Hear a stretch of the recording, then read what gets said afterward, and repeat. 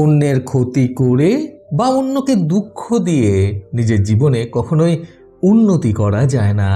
বন্ধুরা, এই অসাধারণ প্রসঙ্গটাকে কেন্দ্র করে আজকে আমি আপনাদের এক মূর্খ রাজার সুন্দর একটি গল্প শোনাবো। চ্যানেলে নতুন হলে সাবস্ক্রাইব করতে ভুলবেন না এবং অবশ্যই গল্পটি ভালো লাগলে একটা লাইক আশা করব। এক রাজ্যের এক রাজা ছিলেন অত্যন্ত সুবিধাবাদী এবং মূর্খ বটে। তিনি রাজা হিসেবে খুব একটা মন্দ না হলেও বুদ্ধি শুদ্ধি খুব একটা বেশি ওনার ছিল না। ওই রাজার যে মন্ত্রী ছিলেন তিনি ছিলেন আরও এক মহামূর্খ। তিনি নিজের প্রতিটি কাজেই নিজের মূর্খতার পরিচয় দিতেন। এতে অবশ্য রাজাসহ রাজসভার অন্যান্য অনেকেই রেগে যেতেন, কিন্তু তাতে ওনার মূর্খতার কোনো ঘাটতি হতো না। একদিন রাজসভায় বসে রাজামশাই নিজের কাছে থাকা একটি সোনার তলোয়ার সেই মূর্খ মন্ত্রীকে দিয়ে বললেন, এই তলোয়ারটা আমি তোমার মূর্খতার উপহার স্বরূপ তোমাকে দান করলাম। এই তলোয়ারটা তুমি এমন কোনো মানুষকে দিও যাকে দেখে তোমার অত্যন্ত মূর্খ বা বলতে পারো তোমার চেয়েও বেশি মূর্খ বলে মনে হবে। তলোয়ারটা নিয়ে মন্ত্রীমশাই রাজসভা থেকে বেরিয়ে পড়লেন ওনার চেয়েও মূর্খ কোনো মানুষকে খোঁজার জন্য। পথে এদিকে ওদিকে ঘুরে ঘুরে নিজের থেকেও বেশি মূর্খ কোনো মানুষকে খুঁজতে লাগলেন মন্ত্রীমশাই। আর ওনার হাতে ছিল রাজামশাইয়ের দেওয়া সেই সোনার তলোয়ারটি। এদিকে ওদিকে নিজের থেকেও বেশি মূর্খ মানুষ খুঁজতে খুঁজতে তখন প্রায় দুপুর হয়ে এসেছিল। এই প্রসঙ্গে বলা বাহুল্য তখন সময়টা ছিল গরমকাল। পরন্ত দুপুরবেলায় প্রচণ্ড রোদের মধ্যে হঠাৎই মন্ত্রীমশাইয়ের চোখ গেল ঠাটা পোড়া রোদের মধ্যে গ্রামের একজন বয়স্ক মানুষ পুকুর পাড়ে ছিপ নিয়ে বসে মাছ ধরছে। এটা দেখার পর মন্ত্রীমশাই মনে মনে হেসে মানুষটাকে উদ্দেশ্য করে নিজের মনে মনেই বললেন, এই মানুষটা আমার মতে সবচেয়ে বেশি মূর্খ। তা না হলে এত ঠাটা পোড়া রোদের মধ্যে কেউ এই ভর দুপুরবেলায় পুকুর পাড়ে বসে মাছ ধরে? মনে মনে একথা বলার পর মন্ত্রীমশাই রাজামশাইকে তাচ্ছিল্য করে আবারও নিজের মনে মনে বললেন, রাজামশাই আমাকে বৃথাই মূর্খ বলে সম্বোধন করেন। এই দুনিয়াতে আমার থেকেও বেশি মূর্খ কেউ আছে সেটা এই মানুষটাকে না দেখলে বুঝতেই পারতাম না। নিজের মনে মনে এইসব কথাবার্তা বলে মন্ত্রীমশাই তৎক্ষণাৎ গিয়ে সেই মানুষটাকে ডেকে বললেন, এই নিন, রাজামশাই এটা আমাকে দিয়েছিলেন আমার থেকেও বেশি মূর্খ কাউকে দেওয়ার জন্য। আপনাকে দেখে আমার মনে হলো আপনি আমার থেকেও বেশি মূর্খ। তা না হলে এই পরন্ত দুপুরবেলায় পুকুর পাড়ে বসে মাছ ধরতেন না। যাই হোক, এটা আপনি রাখুন, আর রাজামশাইয়ের আদেশ অনুযায়ী আপনি এটা তাকেই দেবেন যাকে আপনার নিজের থেকেও বেশি মূর্খ বলে মনে হবে। এই কথাটা শুনে পুকুর পাড়ে বসে মাছ ধরতে থাকা সেই মধ্যবয়স্ক মানুষটা বেশ অবাক হয়ে কিছুক্ষণ মন্ত্রীমশাইয়ের মুখের দিকে চেয়ে রইল। তারপর মন্ত্রীমশাইয়ের হাত থেকে সেই সোনার তলোয়ারটা নিয়ে চুপচাপ দাঁড়িয়ে রইল। মুখ ফুটে মন্ত্রীমশাইকে কিছু বলতেও পারল না, যেহেতু তিনি রাজ্যের রাজার মন্ত্রী বলে কথা। মানুষটা তলোয়ারটা মন্ত্রীমশাইয়ের হাত থেকে নিয়ে নেওয়ার পর মন্ত্রীমশাই সেখান থেকে ফিরে প্রাসাদে চলে আসলেন। তারপর পুকুর পাড়ে বসে থাকা সেই মধ্যবয়স্ক মানুষটা হাতে সোনার তলোয়ারটা নিয়ে সেখান থেকে চলে এসে পথে ঘুরে ঘুরে মূর্খ মানুষ খুঁজতে শুরু করলো। যেহেতু রাজামশাইয়ের নির্দেশ, সেহেতু অমান্য করার কোনো উপায় নাই। সর্বক্ষণ মূর্খ মানুষ খুঁজতে খুঁজতে দুপুর থেকে প্রায় রাত হয়ে আসলো। রাতে মানুষটা বাড়ি ফিরে শুয়ে পড়ল এবং ভাবল পরের দিন সকালে সে আবারও সেই সোনার তলোয়ারটা নিয়ে বের হবে নিজের থেকেও বেশি মূর্খ মানুষ খোঁজার তাগিদে। পরিকল্পনা অনুযায়ী যথারীতি মানুষটা তাই করল। পরের দিন খুব সকালবেলা উঠে আবারও সেই সোনার তলোয়ারটাকে হাতে করে নিয়ে সে বেরিয়ে পড়ল নিজের থেকেও বেশি কোনো মূর্খ মানুষ খুঁজে পাওয়ার জন্য। সারা দিন নাওয়া খাওয়া বন্ধ করে মানুষটা একই কাজ করে চলল। সেদিনও যথারীতি সকাল থেকে রাত হয়ে গেল, কিন্তু সে নিজের থেকে বেশি কোনো মূর্খ মানুষ খুঁজেই পেল না। কোনো মানুষের মধ্যে মূর্খতার কোনো চিহ্নই সে দেখতে পেল না। কাজেই বাধ্য হয়ে সে নিজের হাতে থাকা সেই সোনার তলোয়ারটাকে নিয়ে রাজামশাইয়ের কাছে ফিরে গেল।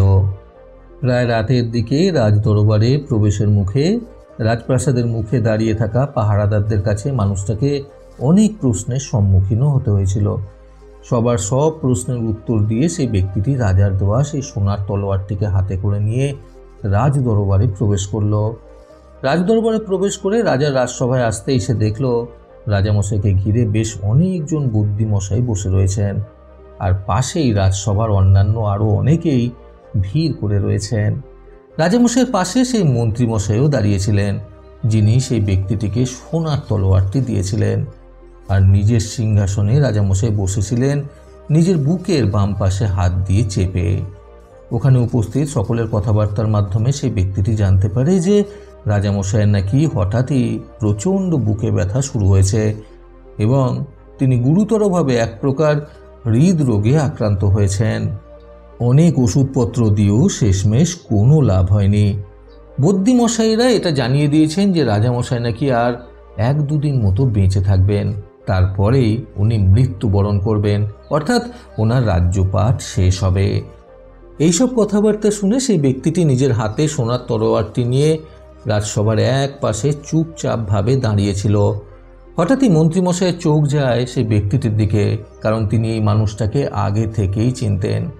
মন্ত্রীমশাই দেখলেন সেই মানুষটা হাতে সেই সোনার তলোয়ারটি নিয়েই রাজসভায় এসে উপস্থিত হয়েছে।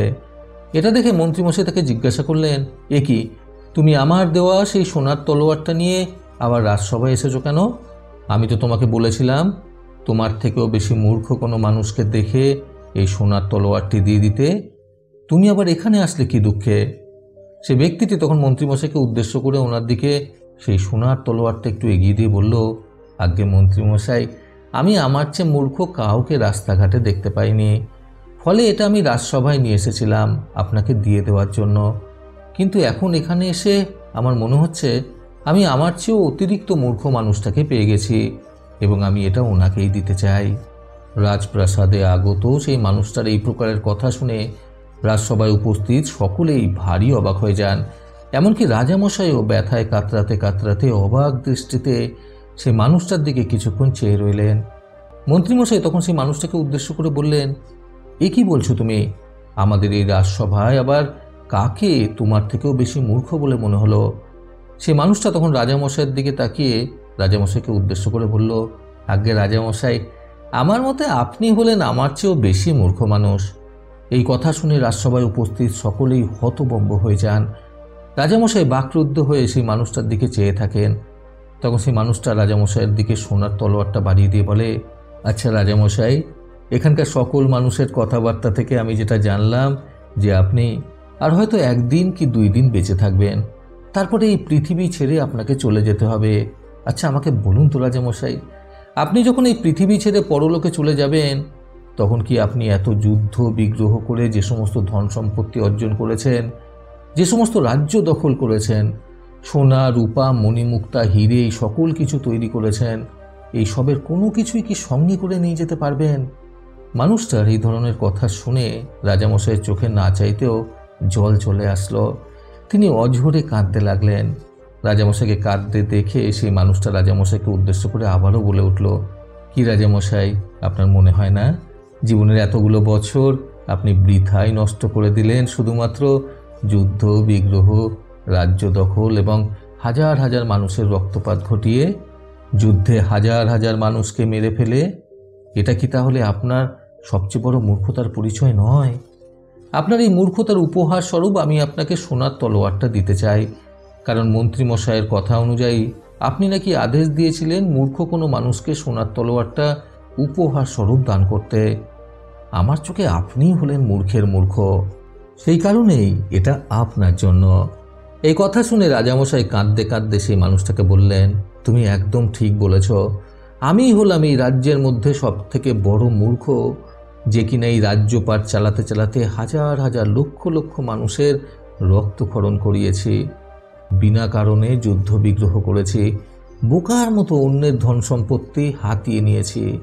এই কথা বলে রাজামশাই উচ্চ স্বরে কাঁদতে লাগলেন নিজের জীবনে করা ভুলগুলোর জন্য, এবং রাজসভার সকলেই মাথা নিচু করে দাঁড়িয়ে রইলেন।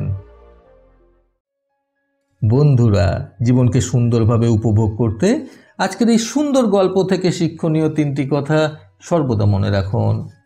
প্রথমত, জীবনে ঝগড়া, অশান্তি, যুদ্ধ বিগ্রহ, মারামারি এই সকল কিছুই করা বৃথা। একদিন না একদিন সবাইকেই ইহলোক ছেড়ে পরলোকে গমন করতে হবে। দ্বিতীয়ত, যতদিন জীবন রয়েছে ততদিন এই জীবনটাকে খুবই সুন্দরভাবে, সুষ্ঠুভাবে, সুস্থ সবলভাবে কাটানোটা আমাদের সকলেরই নৈতিক কর্তব্য। তৃতীয়ত, অন্যের ক্ষতি করে বা অন্যকে দুঃখ দিয়ে নিজের জীবনে কখনোই উন্নতি করা যায় না বা আনন্দে জীবন কাটানো যায় না। প্রতিবারের মতো আবারও বলবো, এই পৃথিবী তাদেরকেই সম্মান দেয় যারা ইউনিক কিছু করার ক্ষমতা রাখে। সকলে সুস্থ এবং সুন্দর জীবন কামনায় প্রকৃত জীবন থেকে আমি সন্তু চক্রবর্তী আবার আসবো আগামীকাল নতুন সুন্দর শিক্ষণীয় একটি ছোট গল্পের সাথে। ভালো শুনুন, ভালো থাকুন। ধন্যবাদ।